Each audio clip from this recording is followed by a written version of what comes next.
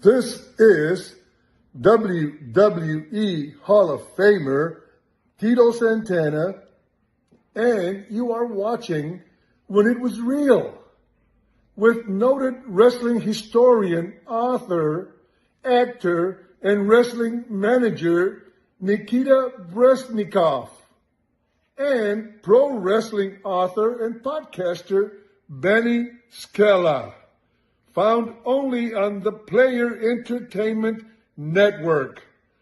Arriba! Beautiful. Good evening, folks, and welcome back to When It Was Real, this show that celebrates that magical time when professional wrestling was so very real to us. I am Benny Scala, a.k.a. The Playa, a.k.a. Benny the Jet, a.k.a. Mom's Mabley. Remember her, Nikita? Oh, yes, absolutely. But enough about me. This other guy, he's the true star of the show, the one and only Nikita Breznikov. Nikita, how are you this evening? Yeah,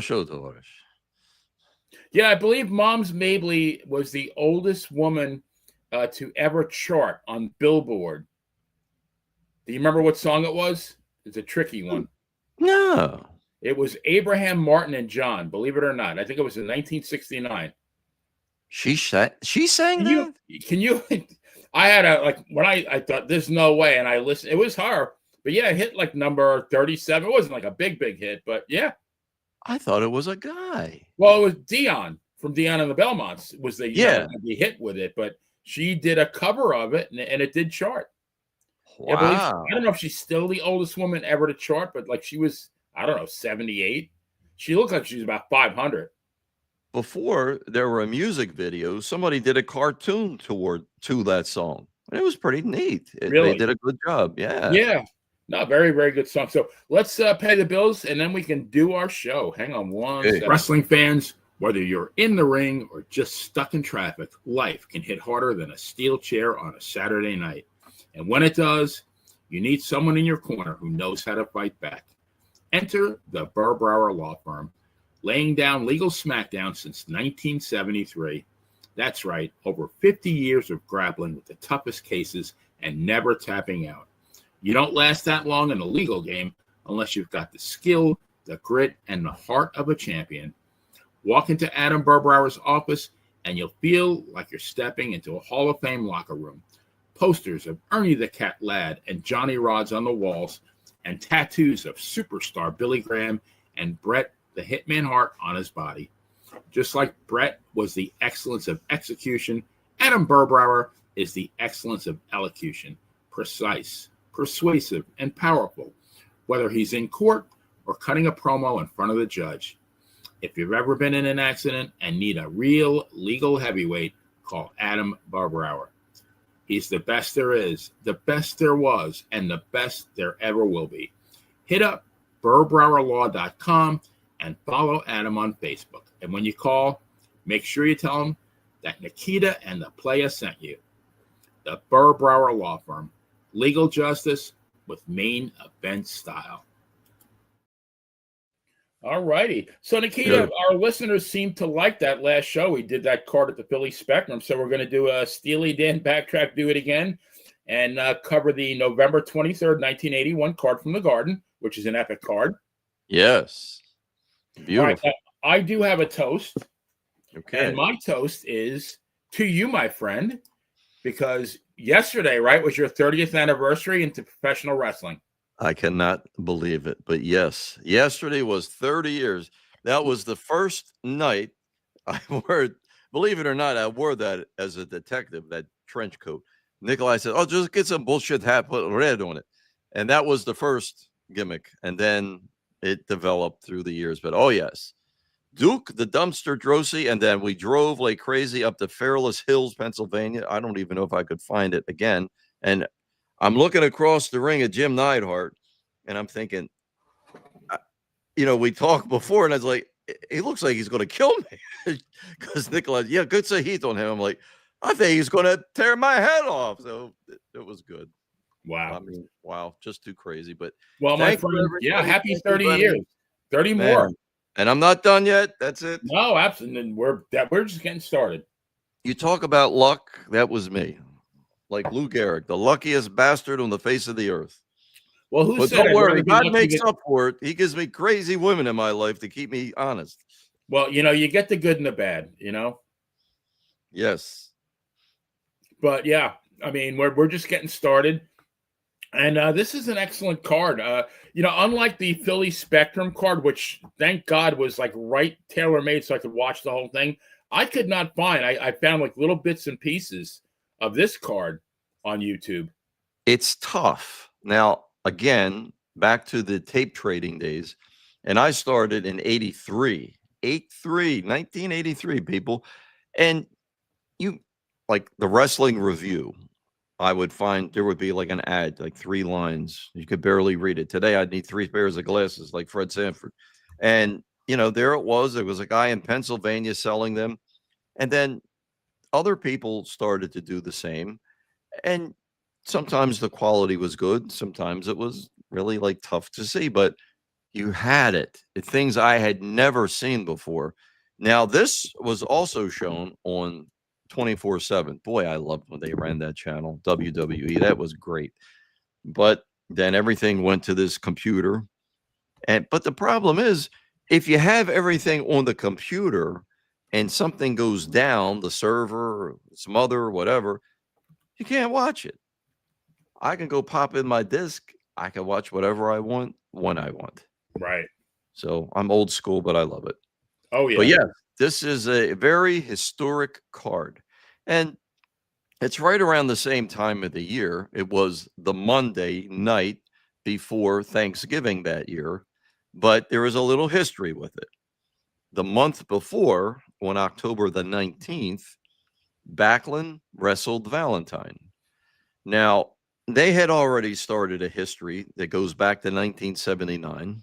And that's the cover of my book, When It Was Real, Backlund against Valentine. That was the 1-hour draw.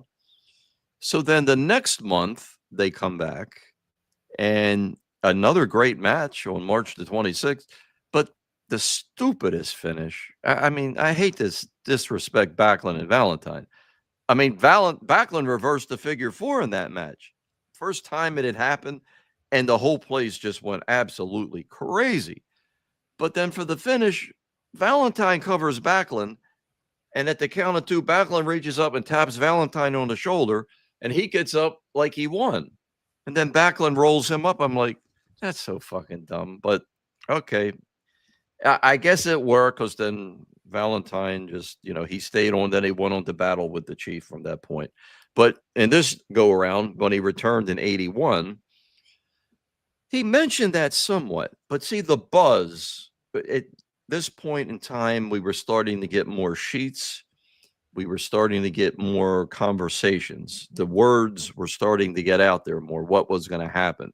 And the big talk was that Valentine was going to beat Backlund that night, October the 19th in 81. And it was like, really? I could see that. It's like, yeah, that would make sense. So the way the match ended, and it was well done.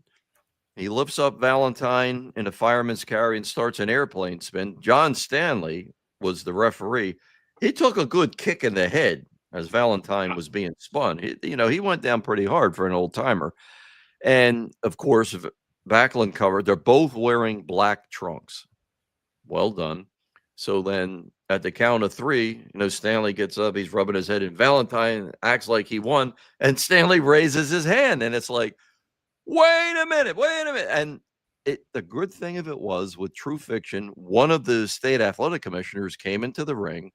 Scolin's in there, Backlund. There's like 18 referees in there. Vince is going crazy, and Backlund's showing, I got the 3 count, blah, blah, blah. Well, Valentine left with the belt. Let me add that in. So everybody's like, what's going on? That happened with Bruno and Brody back in 75. But they reversed it.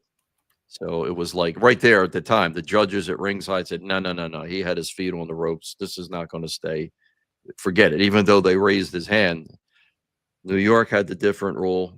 Whereas, one more time, folks, for those on the West Coast, Baltimore, the title change happened with Superstar and Bruno because once a decision is rendered by a Maryland State Athletic Commission official, it's final. Final.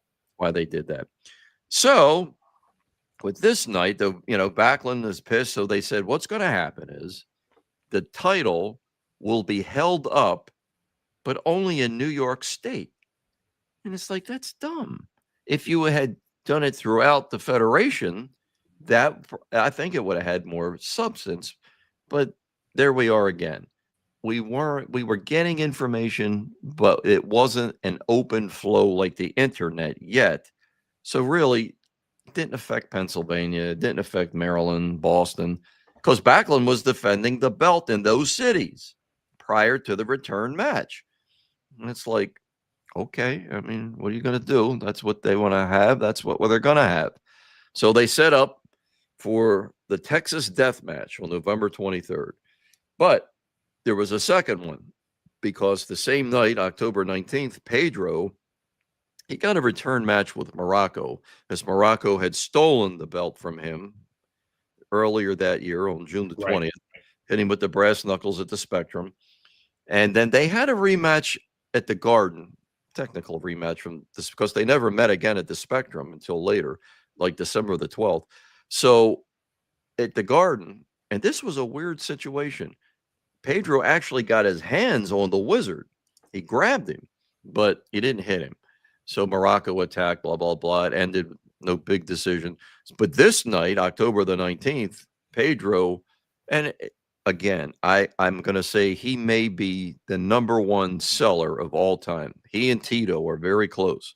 But when Morales would sell a move, you think, call an ambo, this guy's finished. And then he'd make that comeback. And he'd start slapping those hands. It's like, somebody's going to get the big haymaker. And then, he busted Muraco open. Referee stopped the match. I think that one was Jack Lotz. And so they said, so we're going to have 2 Texas death matches for November the 23rd. Now, it's weird, and I don't know the reason for this, but in 1981, they did not have a big holiday card in December. That was very unusual because that's when they would bring in Japan talent, NWA, everybody and his brother. They're like almost like a Black Friday, but every month was Black Friday for them with the Garden. But this was like, we're really going to top the year off.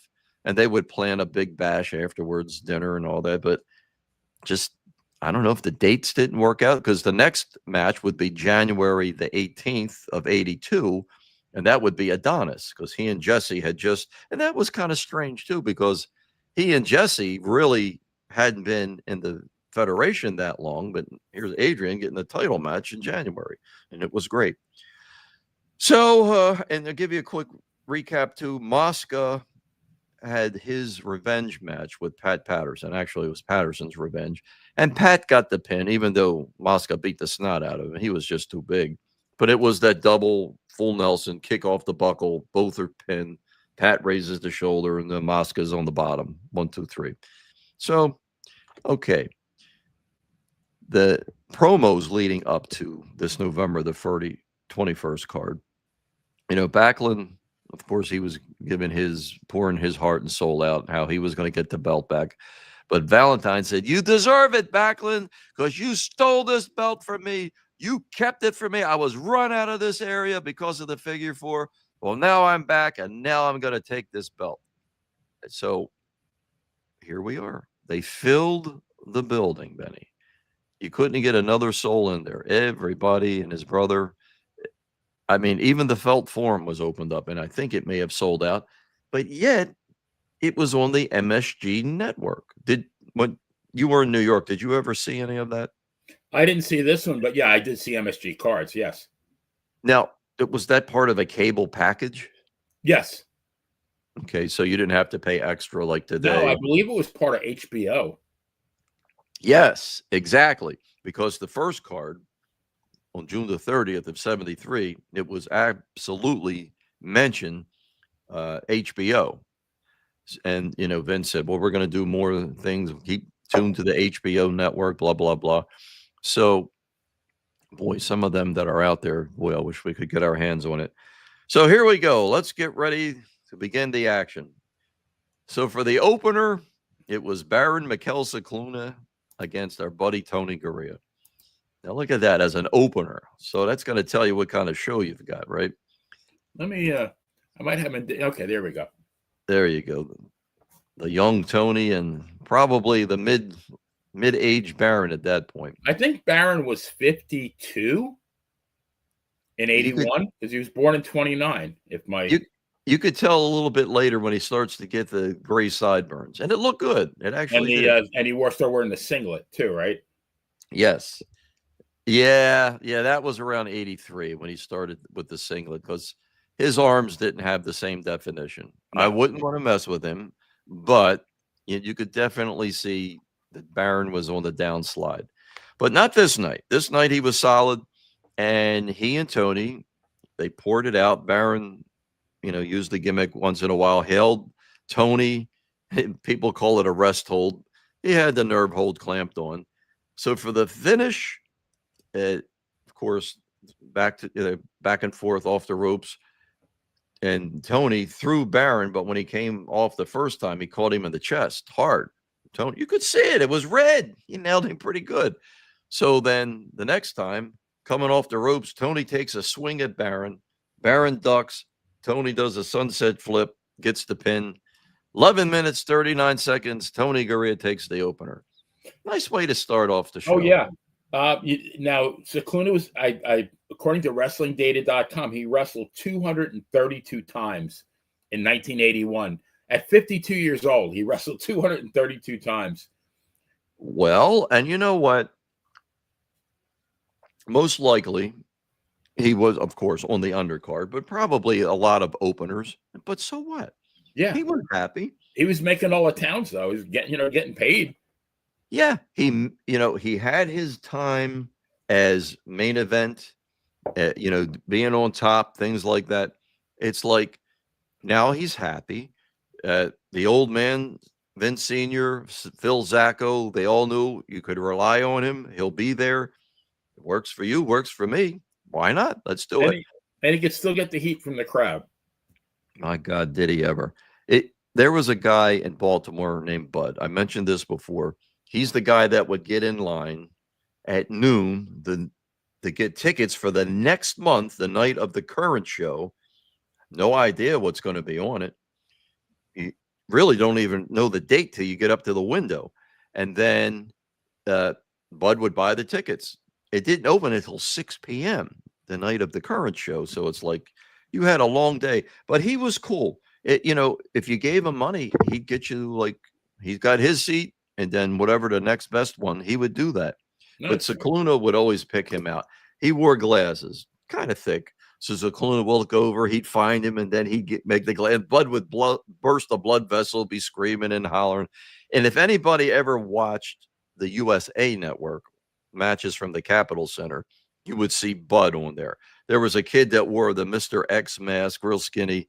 And then there would be Bud. He would usually have his program and actually a whole pile because Bud was benevolent. He'd give them out and he'd trade them with people.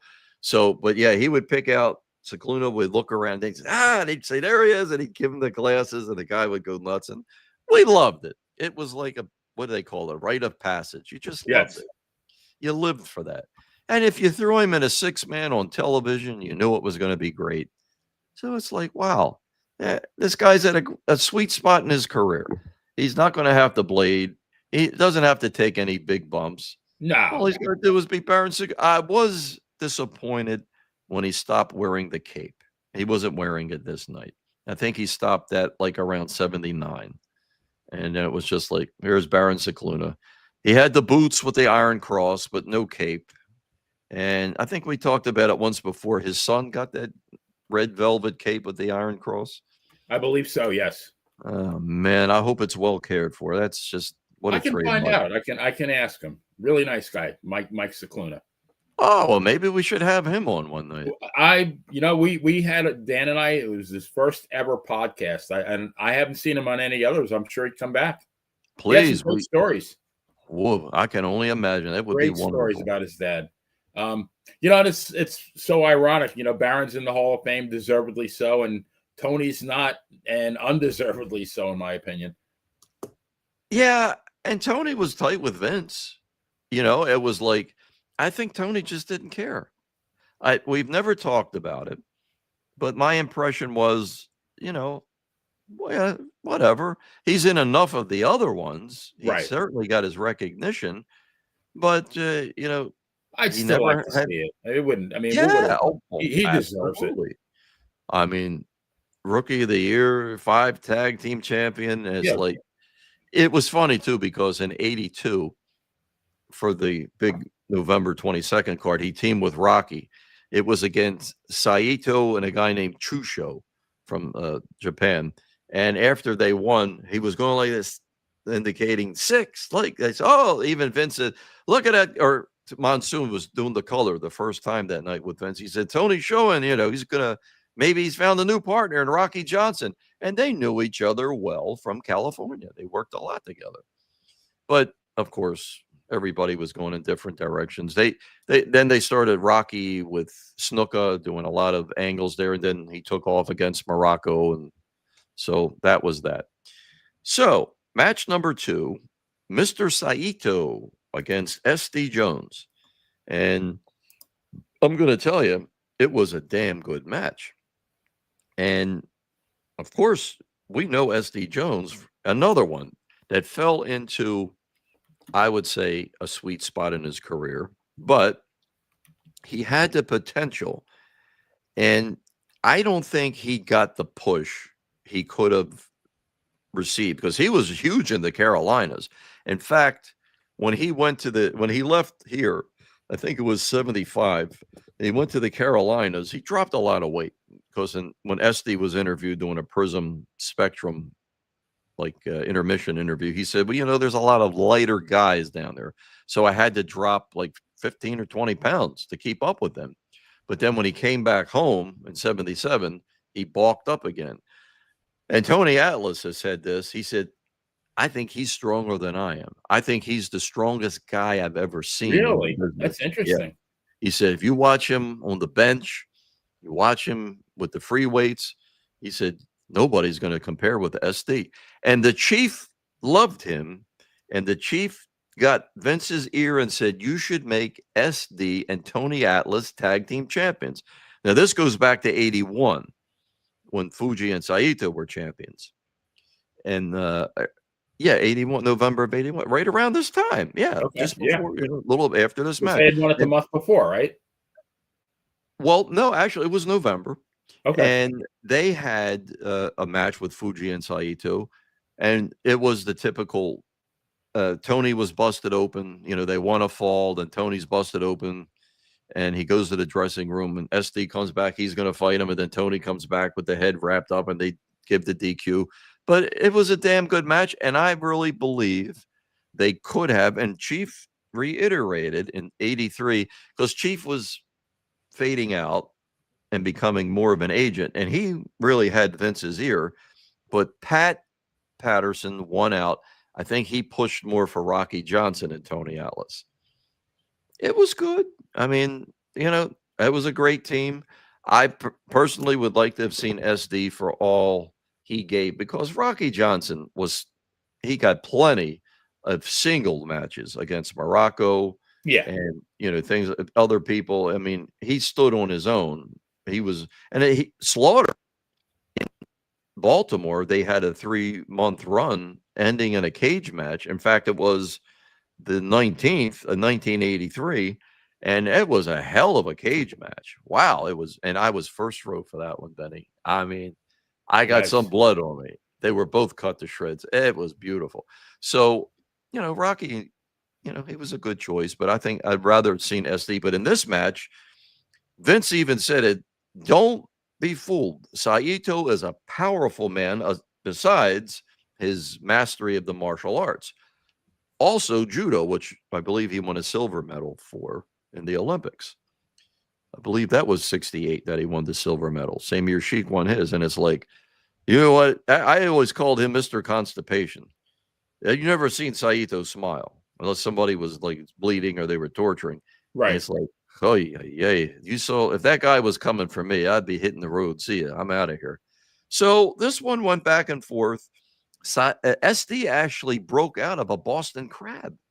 He had him solid, and Vince said, I can't believe it. And SD pushed off the mat and was able to kick back, and he got Saito off of him.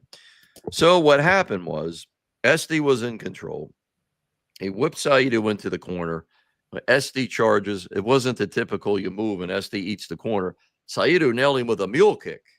Down he goes. Saito goes to the second rope, comes off with a knee to the chest. So after 7 minutes and 34 seconds, Saito takes the victory. It was a good match. Very entertaining. I would say maybe the sleeper of the show. You know, and this was his year, according to WrestlingData.com. You're talking about SD Jones. He wrestled 296 times in 81. And according to them, he won 193 matches, which that was very surprising when I saw that. You know, they gave him a mini push that year because he wrestled a six-man with Tony and Rick Martel in Baltimore against Fuji, Saito, and Lou Albano. And we were starting to think, wow, maybe SD's going to get some better grade matches. But that was about as far as it went. He even came out on the promos, and it was great. I met him a few times. He was a great guy, just like you see him on television. Happy-go-lucky, you know, serious about the business, but about life, you know, have a good time. No sense getting constipated over bullshit. Just always produced a good match. You never saw a bad SD Jones match. No, but the one before with Scala, that's close to being one of my favorite openers. It's either SD against Scala or SD against Johnny Rods. Right. And it's like, man, it's going to be a great night. I'm happy. Once Joe Turco retired, how many times did we see that match and it never got old? I would pay you $1,000 to see it live today. I'd go see it tomorrow. Yeah, absolutely. Yeah. If both were still with us, I'd say, please, I'll pay you the money. I want to just see SD and Johnny Rods. Well, of course, Johnny, the Amigo's with us, but Scala, you know, it's like he's gone, but I loved it. Yeah, SD died relatively young, didn't he? Yeah, well, you know, all of these guys carry maybe too much weight, even though they have the frame for it.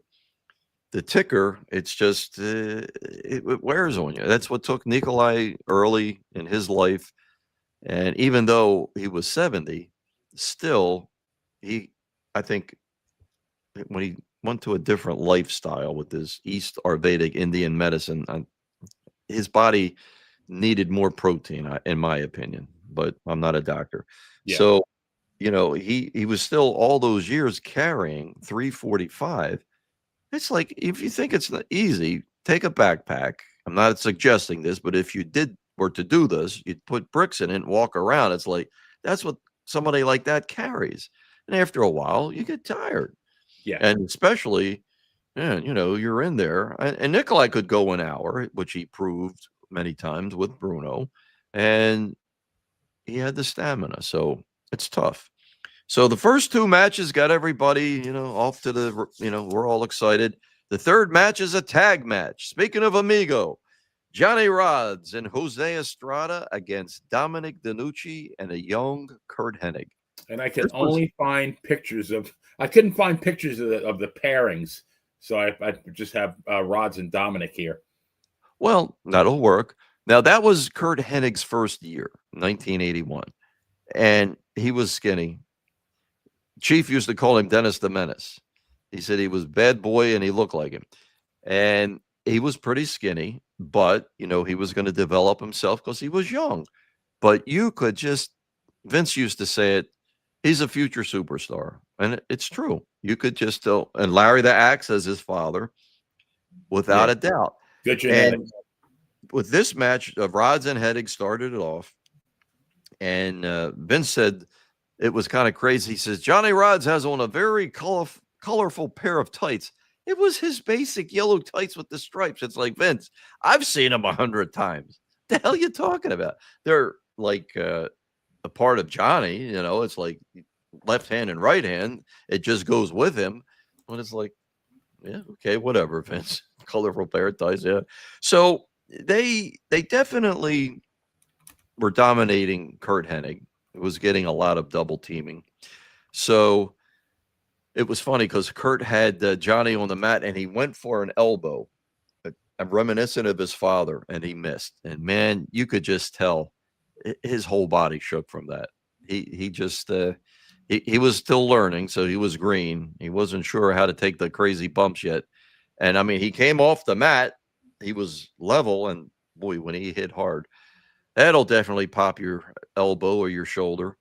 So the finish, let me get this right now. It was all four in the ring, double team. So Jose Estrada, he slams Dominic. Okay, he's got control after some double teaming. Jose goes to get another body slam on Dominic. Hennig comes in, drop kick, hits Jose. He falls back with Dominic on top of him, and they get the 3 count. It's like, that was cool. That was well done. The timing was well done. And for a young guy like Hennig, and I'm sure he was excited. He had been in the Garden before. In fact, I think he made his debut that September, the 21st, for the Battle Royal. He was in that. He may have been on a couple before. I'd have to remember, go back and look. But he had the crowd in the palm of his hand. Of course, one of the most famous matches on television, it was George Steele and Killer Khan against Kurt Hennig and Dominic DeNucci. And then they had Hennig upside down, and they were just SD was SD and Hennig, and they had the Hennig upside down, and they're basically killing him. And then here comes Andre to make the save, but then George Steele's like, you, and they're like, no, let's go. Freddie was trying to pull him away, and then Khan was like back and forth with Andre. But it's a great TV match with those four in there. We really loved it. So there goes 3 matches down. Number 4, Hans Schroeder against Rick Martel. Now, how many people remember Hans Schroeder? Yeah, he was not there too long, though, right? Well, he was there earlier throughout his career. Never made a big splash. He got a couple of like semi-main events. He certainly had the size. Was married to Vivian Vachon, if I remember correctly. Okay. And I think that was a problematic relationship, but I'll leave that alone. So when he came into the ring, he had on a camouflage shirt and he had a riding crop. And it's like, he never did anything with it. You'd think he's going to attack Martel or some kind of bullshit with it, but he dropped it, took the shirt off, and they started the match. No big deal. Decent match. A little disappointing because you want to see Martel and Garea. You know, at that point in their run as former champions at this stage, and they were going to have another run. In fact, in January with Fuji and Saito, Pat Patterson was going to be the guest referee. So they weren't completely finished, but okay. Basically, they put him in as singles to show that they still have the capability to do that. So Martel just Schroeder threw Martel in the corner. He charges. Martel lifts up because you got Schroeder. He's bent over. He lifts himself up, drops down, rolls him up. Boom, 13-11 time of the match. And Rick Martel's got himself a victory. Then we get to one of the biggies. Magnificent Muraco without the Wizard against Pedro Morales for the Intercontinental belt. I don't know why the Wizard didn't come out, because the next match, I believe they had the midgets, which I don't even, no offense, but I forget it. I didn't do any research on them. Sorry. I just never cared. Sky Lolo, yeah, he was a good guy, but that's great. And Little Beaver, but no, I didn't need that to get me to come and buy tickets. The women, I wasn't there for the sex angle of it, which a lot of people, believe it or not, that was what was in their mind. But yeah, Vicky Williams certainly had my attention. I'll admit that. But I was there to watch them wrestle when they would have them on the card. But a lot of guys would get all goofy because it was women and they're battling and pulling hair. It's like, whatever. So this match, one of the things that caught my eye when it started, and we haven't really talked about this, and when you think about it, notice when a wrestler is ready to get into the ring back in those days and they wipe their feet on the Yes. apron. Do you know why? I thought it was some kind of superstition. Well, it was to honor those that Okay. went before you. There you go. I always thought it would make sure they were going to slide and fall on their ass, but it's like, no, it was a show of respect. Okay. So, that was great. It's just like when you really give the good pat down, lift up your foot and check the bottom, check the point of the shoe. And it's like, yeah, that gave it legitimacy. And Well, I don't, what a referee today, is there such a thing as a disqualification? No, there's no pat downs. What the fuck? It's so stupid. But anyway, these two, in my opinion, I think probably one of the top 10 matches in the Federation history. When Morales and Muraco got in there, it didn't get any better. They brought it back in 1983. They changed the belt, 3 times back and forth.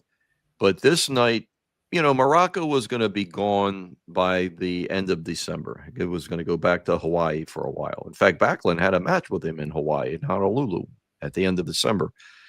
But they definitely were ready for war. And Muraco had a couple of cuts. He had bandages across his forehead. I mean, I guess they tacked him up in whatever dressing room, wherever that happened. I would say the night before, because it looked pretty fresh. But when they started the match, there was a lot of pushing and shoving and, structuring and pontificating. But when Muraco got the advantage, when he went to throw Morales out of the ring, he didn't just toss him. He grabbed him by the trunks, and then he threw him like he would throw a sack of flour onto a truck. It was like, holy shit. Pedro went sailing out of the ring, crashed to the floor. So then, hold on one second. I'm going to keep up with all of this. My old eyes will lose it. So then he goes out, lifts Pedro up, and crotches him on the guardrail. He caught his leg, just a little bit above the knee, got the hamstring area. Pedro sold it well. I think he wasn't trying to sell it. I think it hurt. It was a tough way. I mean, what are you going to do? It's not like you got something to hold on to or brace yourself. You just got dropped and boom, you hit that impact and you're going to know it. So a little bit of battling on the outside there. Pedro gets back in the ring. They're exchanging back and forth. Muraco throws Morales into the ropes. He comes off, hits him with a drop kick. Pedro goes out on the other side, crashes into the railing. Muraco walks over to Vince and he says, "How did you like that, Vince?" And it's like, it wasn't a big deal. Like everybody heard it around ringside, or it got picked up with the overhead mic. But it was kind of like a little thing there between Muraco and Vince. And I thought that was nice. It was good. And Vince probably said, it did a fucking match. Don't worry about it. So Muraco goes on the outside, picks up a chair, boom, rams Morales with the chair. What we think is Pedro Morales, according to Vince, because the camera angle, you couldn't see it exactly. So then Muraco, he hit Pedro into the post. And I mean, it was a solid fucking head on metal hit. So, Pedro's down and selling it. Then Muraco's got him in a side headlock. He's going to run him into the post. Only Pedro pushes off. Boom. Muraco hits the post. So then Pedro comes out, starts to ram Muraco's head into the post. So before Muraco gets back into the ring, Pedro got in. He's like this. He's hitting because he's got the wounds. So he's going to help open him a little bit. And we start to see some blood trickle down. He was almost underneath the ring. You could see him messing with his forehead. Yes. And then it gets a little bit crazier. So, they're both back in the ring, and then they got both knocked back on the outside. And Pedro he slams Muraco. He's going to take him to the post.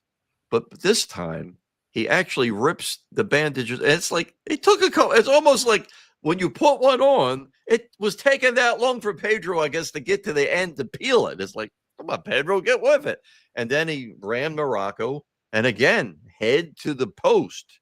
And a second time, you're at Madison Square Garden. You know, the time for pussing out is over. You're going to do it, no matter what the cost is. You're there. The cameras are there.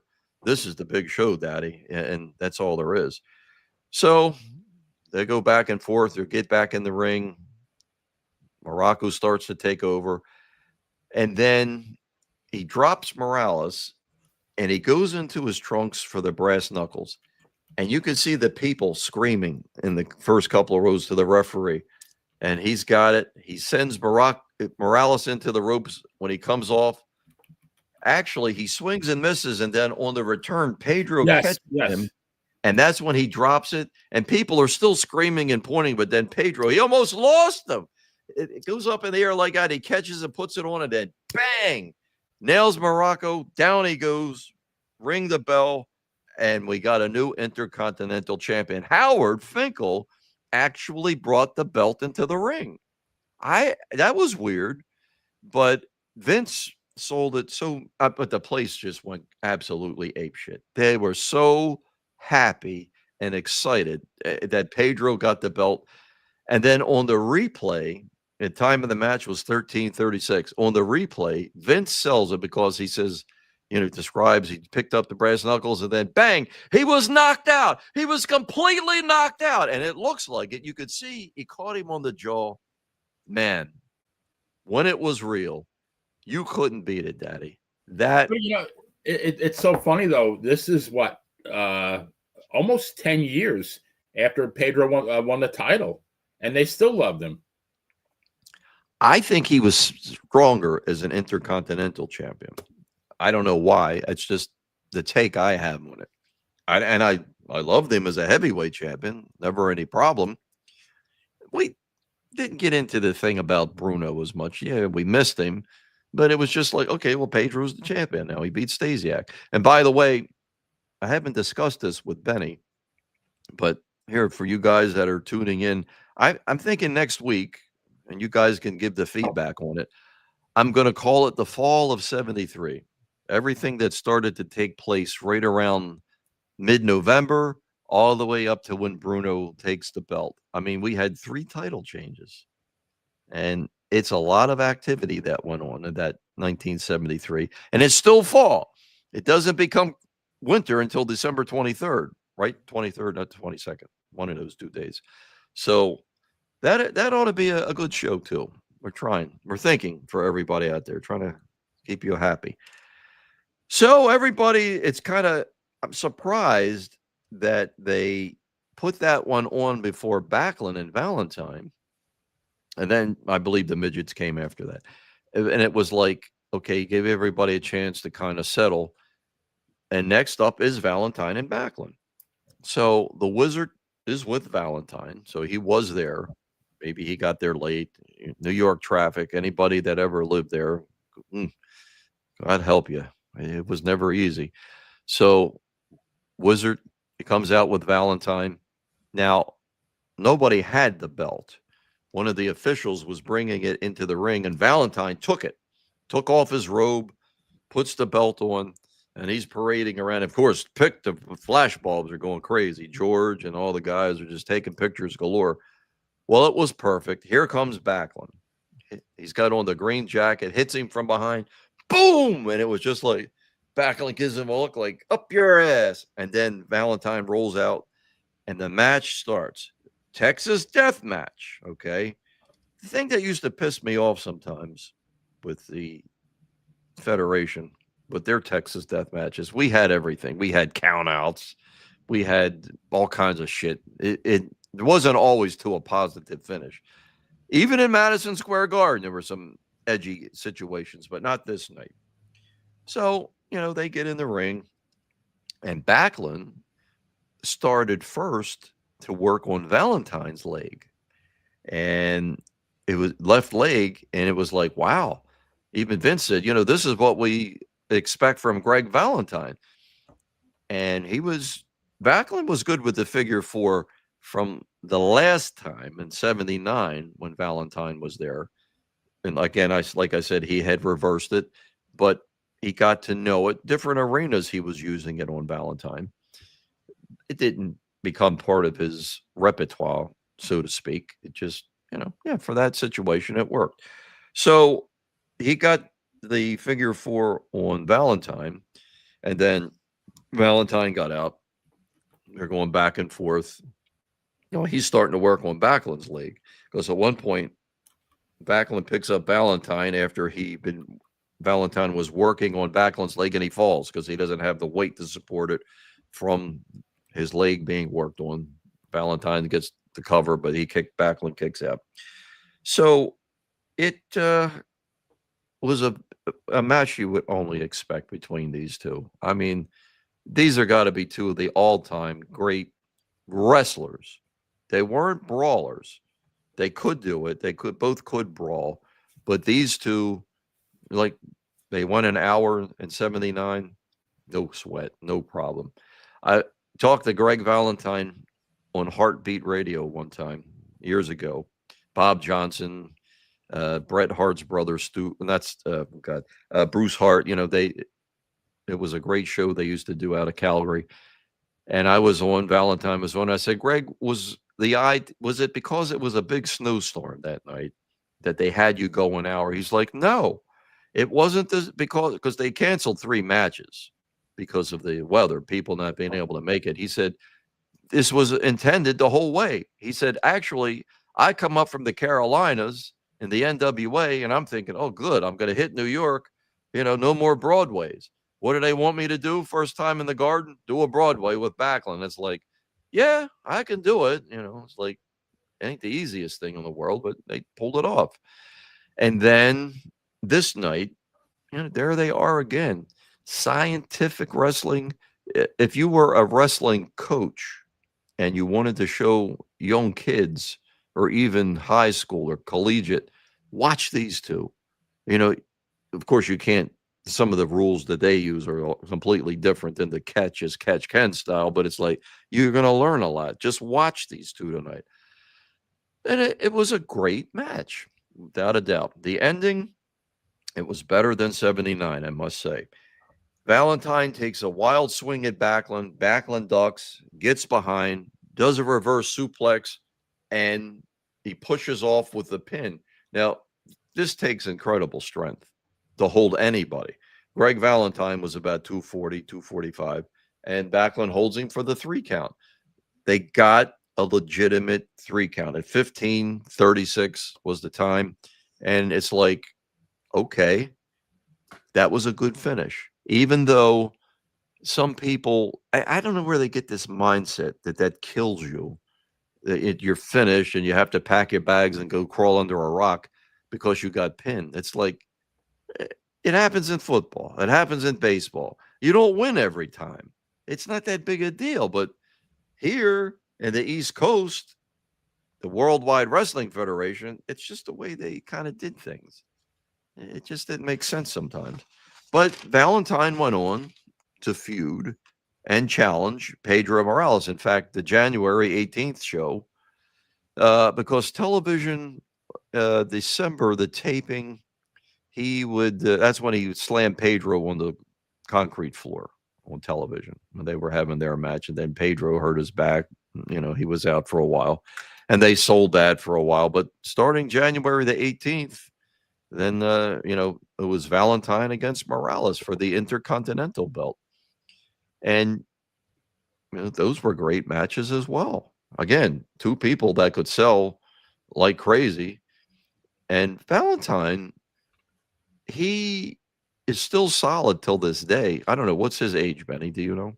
I think he's like 74, 75. Yeah. Greg's got to have some time on.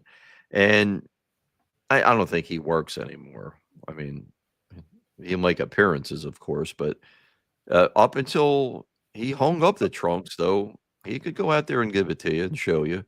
Solid guy. I saw, I guess he was in the NWA or maybe in Florida when it happened, and he was showing a demonstration, like guys break the boards with the karate, with the chops and the kicks. He was doing it with an elbow. He'd fly up and crash down. Okay, that was 1 board. Now we're going to do 2. And then 3. He did so much as 5. Wow. And it's like, son of a bitch.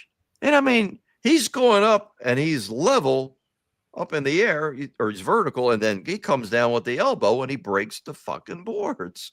Even if they were gimmick, which I doubt, it's like, that's fucking hard to do, Mac. But he did it. He really was the hammer. And that elbow, he came in 79 and he was using what they called the brain buster. When he first hit on December the 12th of 79 or 78, that's what he was using, the brain buster. The next taping, same thing. They really didn't start to figure 4 gimmick until January of 79, because it was Chief's idea. He was the mastermind behind that whole thing, even though Valentine had done it with Wahoo like the year before. Chief said this could really work here. And boy, he was right. Now, the brain buster, Nikita, was, I'm sure, in deference to his dad, right? Because that was his dad's. Yeah, absolutely. And he was good at it. Well, Valentine was similar to Backlund in that he started wrestling probably at age 10. If not, it was right around that time. So he grew up with it. And look who he learned from. Jeez. Exactly. And it was funny because when he first came in on that December the 12th, and Bruno was like only a couple of months into doing the color, and he said, I don't know, Vince, he looks like, is he related to Johnny Valentine? And Vince says, I'm not sure, Bruno. I think maybe it's his brother. And it's like, they didn't want to make it sound like the old man was over the hill. And of course, we knew better because, of course, they were the Fargo brothers at one point. Johnny and Don Fargo, right? Greg Valentine was a Fargo brother. Yes, right. Yeah. Because Chief was tag partners with Johnny Valentine up in Detroit and a couple other places through the years. And it's like, isn't it funny? But that's why Chief said, me and Valentine could work a good program together. And boy, did they sell it. We'll cover that another time. Oh, that's yeah. That was story in itself. So next up is King Kong Mosca, his last appearance in Madison Square Garden for the 80s. No, he would come back later during the cartoon era as a face, believe it or not. But this night, and it was funny, he got on the mic and he said, Dusty Rhodes, get your big fat ass out here. And it's like, holy shit. Then they cut the mic off. They did. Back saying that kind of stuff back then, folks, it just was not acceptable. Damn and hell on television was like, jeez. Yeah, that was risque, right? But it's funny, the wife and I were watching a Law and Order rerun the other night on DVD, and Chevy Chase, he had a guest appearance, and the girl, Melina Govich, tall brunette, looks pretty, she seemed athletic, and it was funny because he said he was like in a drunken stupor, and he says, what do you call her? Candy tits. What are you gonna do with me, candy tits? And it's like, nice. What am I here? That was on network television. I can't believe it. And there was a couple of things they were showing with shotgun blasts and explosions. I'm like, boy, the FCC standards sure changed over the years. It was amazing. So Rhodes and Mosca get into it. Yeah, typical match. Dusty, I don't know. I don't want, you can send a hate mail if you want, but I never got the guy. I just didn't. Vince even used to call him roly-poly. I didn't understand that. Or when they would have him outpower Superstar, it'd be like, man, come on. I don't buy this for 2 seconds. But Superstar would sell it. He had the sizzle. Not a lot of steak, but he had the sizzle. He had a lot of sizzle. So, the match ended. They're fighting on the outside, and Rhodes swings at Mosca, falls into the ring, and Mosca's counted out, and Mosca just like walks off. Time of the match, 7 minutes, 24 seconds. Nikita now, and I mean, I loved Mosca as a heel. In the month of December of 81, according to WrestlingData.com, he went 0-18. So he lost to Pedro, Martel, Atlas, Patterson, and Putski, and he's out for that. Out of the company after that until, like you said, the cartoon era. But I know that when they go out, they do jobs. But 0-18. Yeah, that was like a shit month for him. And he wasn't like a calling him King Kong. He was like a gorilla. Usually they give him a few, give him a Frankie Williams win or a Pete Doherty win, or He was a huge, powerful man, and he had stamina. Well, football player. And I always liked that thing when he went after Joe Cap. I love that. Even when there was an old man with a cane, they continued. I mean, that was serious. There was no bullshit. There was heat there. They hated each other. And he just, when he walked into whatever, some kind of room where Joe Cap was, and he just went right after him. And it's like, holy shit. That's a wrestler for you. They never give up. Then the 8th match of the evening, Ron Shaw under the hood as the executioner against Mil Mascaras. Now, Ron Shaw, he never really had much in the way of a solid career at that point. Not in the WWF, no. No, he was growling. It's like you'd never heard Ron Shaw growl, but I guess they wanted to give him a different persona as this executioner. So he's growling, and there was no contest. 2 minutes, 36 seconds. Mascaras puts him away with the flying body press. Okay. It was mask versus mask, blah, blah, blah, blah, big deal. And then that was it. They gave the great Mil Mascaras the victory, and off he goes into the sunset. So we end the evening with Mr. Fuji against Mr. USA, Tony Atlas. No bullshit, people. He really won the title of Mr. USA. You look at the man. Yeah. And I believe he still looks like that now. When we saw him last month in that Philly card with as the referee, mm-hmm. I mean, it looked like somebody put a tire inflator in his navel and just filled up his chest and his arms. I mean, he was huge. But the man understood. It's like you got to do it every day to keep that appearance, and he did it wherever he could. Whatever he could lift. If it wasn't weights, he would lift something else, a cinder block, a tire, whatever. But that's how you look, like they chiseled you out of granite. And, this was a good match. Back and forth a little bit. Fuji would throw in his salt bullshit. So then Fuji comes off the top rope, he had Atlas down from a couple of chops and kicks, and he was going to try like a ass bump on the chest. He missed, but Fuji took more of the impact, but he did kind of catch Atlas somewhat. Then Tony gets up and presses 275 pounds over his head, and Fuji was trying to help keep balance even though he's getting ready to go over, and it's like, that's 275 pounds, right? And it's not a balanced barbell. And he dumps him and gets the 3 count. 8 minutes, 16 seconds, everybody goes home happy. And it's like, that's perfect. A great way to end a great card. Tony they didn't know really what to do with him at that point. He did wrestle Muraco at the Capitol Center on the great August the 15th show that they called it the greatest card in the history of the Capitol Center. A lot of pomp bullshit, but it was not too far from the truth because that was top to bottom, just a stellar card. He wrestled Muraco. He won by DQ, but Tony had some decent matches. Like you say, there were guest referee for the Backlund Zbyszko, but I don't think they knew quite what to do with him yet. But he would certainly come back in 1983, and when he appeared on Buddy Rogers' corner, Buddy said, Tony, if ever I was impressed with a man's physique, it's yours. I tell you, I never thought you could get better, but by golly, you did. Look at you. And Atlas, in his humble way, said, coming from you, Mr. Rogers, that's a great compliment. I was going to say, Buddy had a pretty decent physique himself back in the day. Even as an old bastard, he stayed in shape. You could tell, you could tell he was in shape.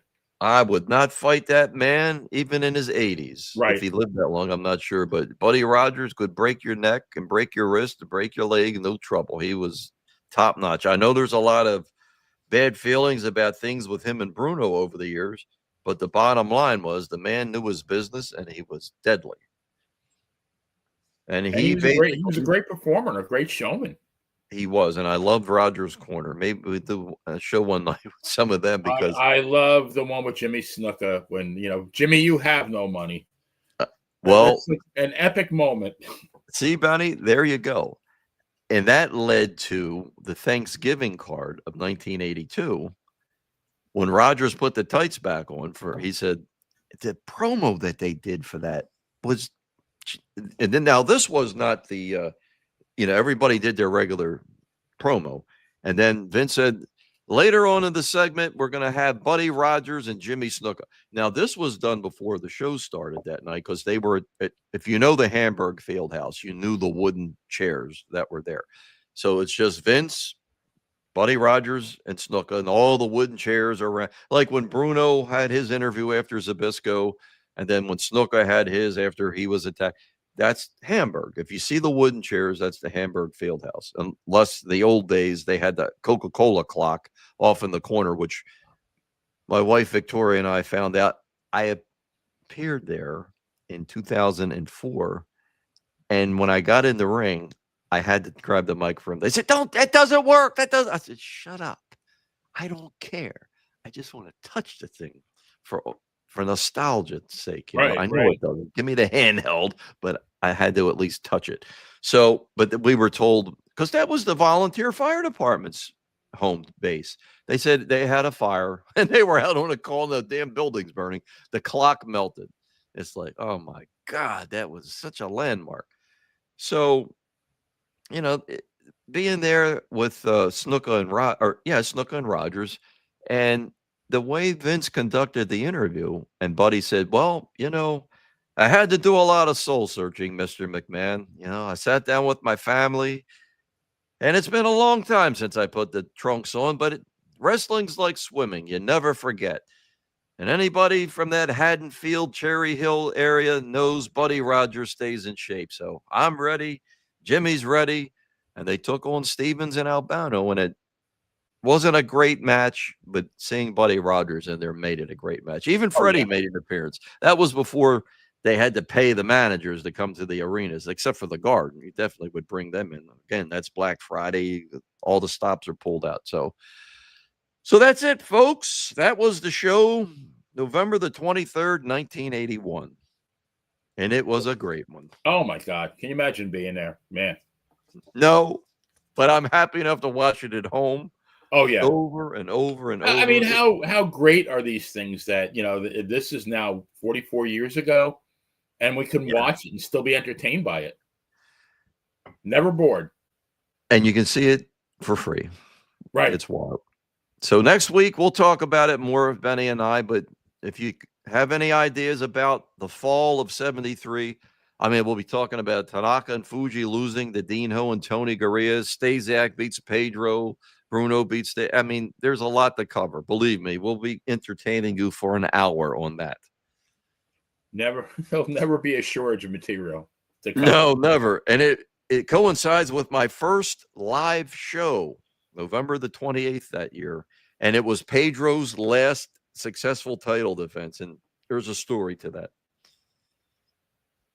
So, all right. And thank you for the salute, Benny, and everybody else out there that said, hey, happy anniversary. And, I thank God. 30 more. And I must acknowledge Nikolai Volkov. Without him, none of it would have ever happened. You'd have never heard of me. He trained me, took me in, walked me through the door. And everybody else who could have said, hit the road, punk. You didn't pay your dues. They were gracious. A lot of them, since I was a policeman, would say, man, you do the shit we do. You do it on the concrete. I remember King Kong Bundy. He was always in awe of that. Chris was a just wonderful guy, like Fred said. And so everybody that helped along the way, I salute you. Thank you. Yes. All right, guys. Well, as the poet laureate, I will leave you with this. Tonight we covered another epic card. We bought our tickets and booed those heels hard. The fans of today, oh, how I wish they could feel what we did in those wonderful days when it was real. Good night, folks. До свидания, товарищ.